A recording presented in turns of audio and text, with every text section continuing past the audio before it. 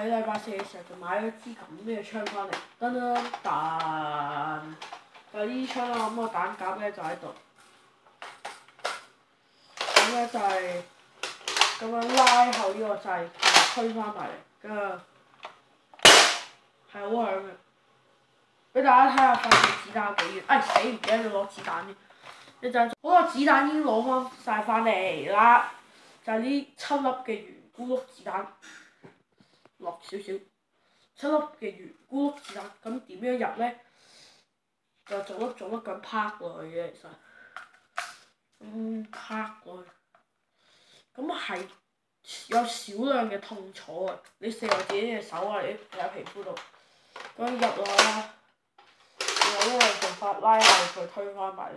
呢度有個保險掣嘅，見唔見到橙色粒？咁我撳咗落去咧，咁我而家就射唔到子彈啦。開翻佢又射到啦，俾大家睇下距離啦。Oh shit！ 俾大家睇下支槍嘅距離啦。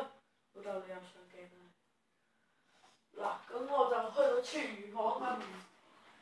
嗱，見到阿輝一手嗰個，然後。你都剷咗嗰段佢啊，因為我上咗鏡啊。得，我會封咗你啊！一槍射埋，哇！嗱，大家睇到啦，射完埋咁長度，粒子彈仲有威力，係可以彈翻過去廁所嗰邊，唔係彈翻去廚房嗰邊。就知道呢支槍不得之了啦。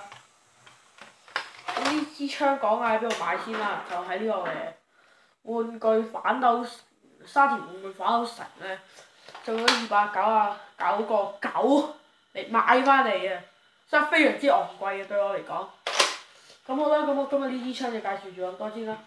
如果下次再想睇我嘅影片，就歡迎訂閱我同埋 follow 我，同埋like我嘅影片啦，係咁先啦，拜拜。